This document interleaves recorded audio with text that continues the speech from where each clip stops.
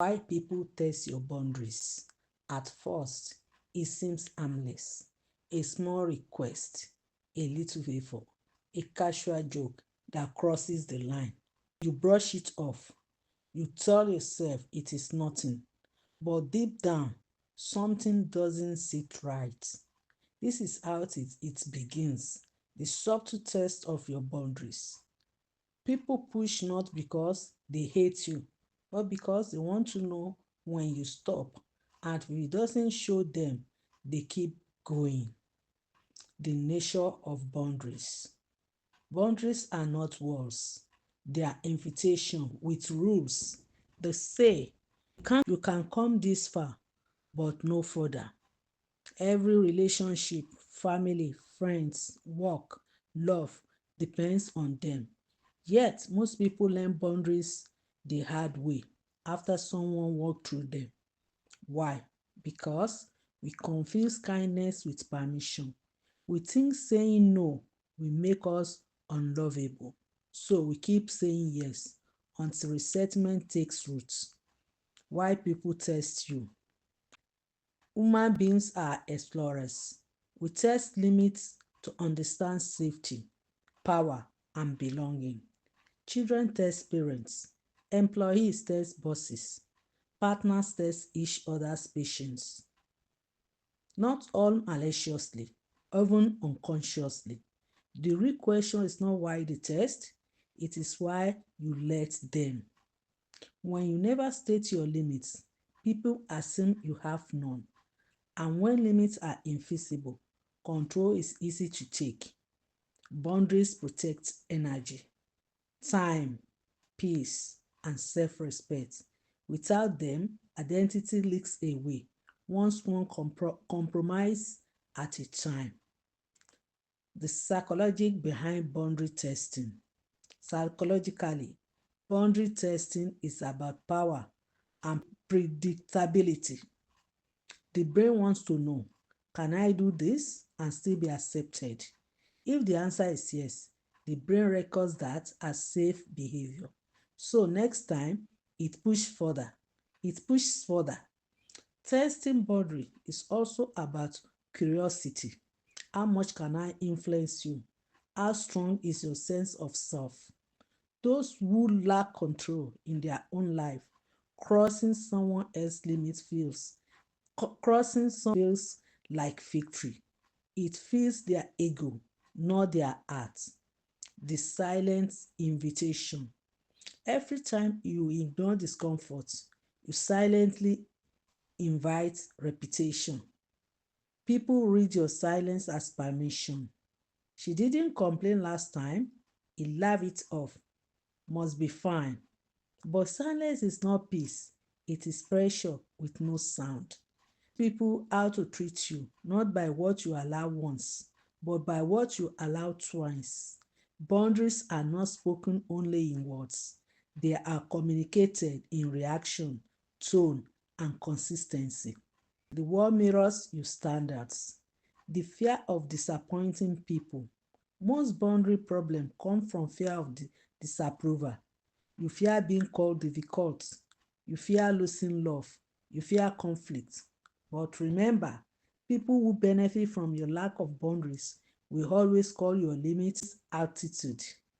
The truth is, saying no doesn't break relationship. It reveals which one were built on respect. We have type of boundaries.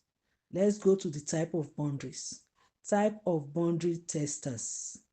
Not all testers are the same. 1. The accidental crosser. They don't realize they are pushing too far. A simple conversation fixes it. 2. The negotiator. They hear your no and start bargaining. They respect limits only when consistently reinforced. 3. The entitled. They believe rules apply to everyone except them. Their boundaries testing is manipulation, discussing as sham. 4. The mirror breaker. They test you because your confidence exposes their lack of it. Your boundaries remind them where they are weak. Knowing the type helps you choose the response: education, reputation, or distance. When kindness becomes weakness, there is a moment when empathy turns against you. You give because giving feels right, but giving without limit because self-betrayal. The only giver creates their own exhaustion and then blames others for drinking from an endless cup. Boundaries are how kindness survives. Without them, compassion becomes currency. Others spend freely while you go bankrupt. The testing phrase in relationships. Every relationships have a testing phrase. At first, everyone is pilot. Then someone pushes a joke too sharp, a request too heavy, a reaction too loud. That's the moment of truth. If you enforce your line calmly, respect grows. If you stay silent, patterns form. Boundary don't scare healthy people, they reassure them.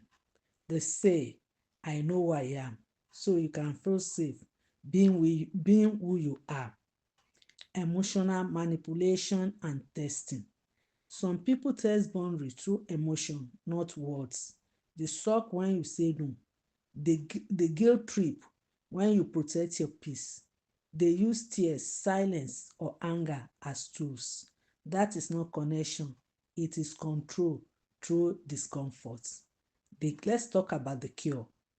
Don't argue feelings, mirror responsibility. Says, I understand you are upset, but my answer says the same. Firm, kind, consistency. That is language manipulator cannot speak. Why they push the second time? First no is a test. The second no is confirmation. If you change your answer after pressure, you teach people that your boundaries are negotiation, not principles. So they keep trying because your limit moved last time. Consistency, not anger, is what builds respect. Boundaries whisper calmly, echo louder than boundaries shouted once. The internal boundary battle. The hardest person to say no to is yourself. Your need for approval, your guilty, your habit of over-explaining. You cannot protect our outer peace if your inner voice keeps apologizing for it. When you feel guilty for enforcing limits, remember guilty is just the echo of old conditioning. It fades with practice.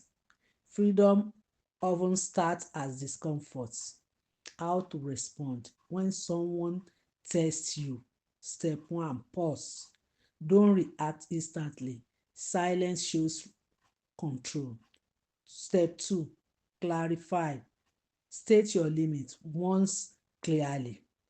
That doesn't work for me. Step 3, hold.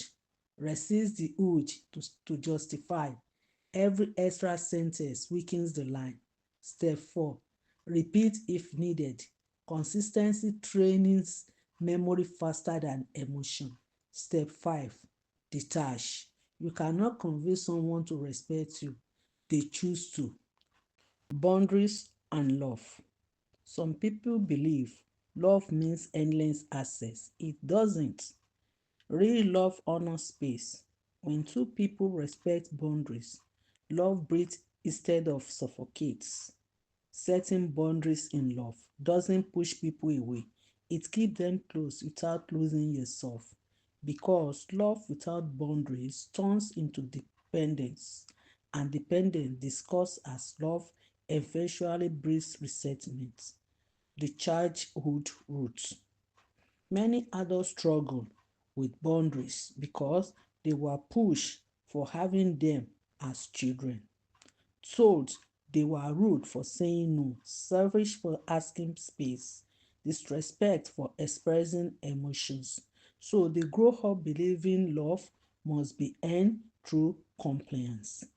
Healing's beginning when you realize you allow to disappoint others to remain true to yourself. Boundaries are self-respect taught late. the energy exchange. Every conversation, every favor, every can you help me is an exchange of energy. Without boundaries, that exchange becomes stiff. Protect your energy like currency. Spend it intentionally, not emotionally. Some people refill you, others drain you. Boundaries decide who stays in which category. The circle of testing and respect.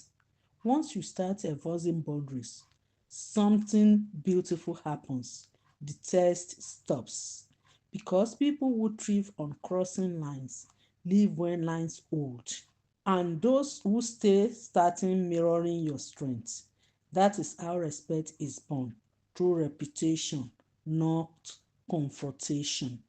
When boundaries change, as you grow, your limits shift. What you tolerate at 20 may not align with what you are at 30. That is evolution, not arrogancy. Updating boundary is self-maintenance. It tells the world, I am involved. Adjust your access accordingly. The quiet power of walking away. Sometimes the only boundary left is distance. Walking away is not revenge, it's alignment. You stop explaining, you stop proving, you let absence say what word couldn't. Silence becomes closure. And that is one of the calmest form of power. How strong people stay soft. Strong boundary don't make you cold. They let you stay kind without being used. When you know how to protect your peace, you can give freely because you choose, not because you fear. Boundaries don't harden the heart. They simply fence the garden. The spirit lesson of boundaries. On a deeper level, boundaries are spiritually. They teach balance between self and others, between giving and receiving. Even nature modeled this. The ocean has shores, the skies has horizons. Everything fast still has limits. So do you. Boundaries are not barriers to connection. They are the structure that keeps connects sacred. What happens when you stop explaining? When you stop explaining your boundaries, you will feel lonely for a while, then peaceful. Because peace often enters through the doors left open by those who left. You realize you never lost people, you lost patterns, and that is progress discussed as pain. Let's reflect. The line of self-respect. Every time someone tests your boundaries, the universal asks, will you choose peace or people pleasing? Each no you honor. Build a foundation of your self-respect. Each yes you force. Crack it a little more. Boundaries are not about control, they're about clarity. They are how love stays pure and how peace stays possible. So, next time someone tests your line, smile gently and remember their test is not your task. Your job is to remain the guardian of your own energy. If this message resonated, share it with someone learning to protect their peace today. And remember, truth strength, whisper it, never shuts.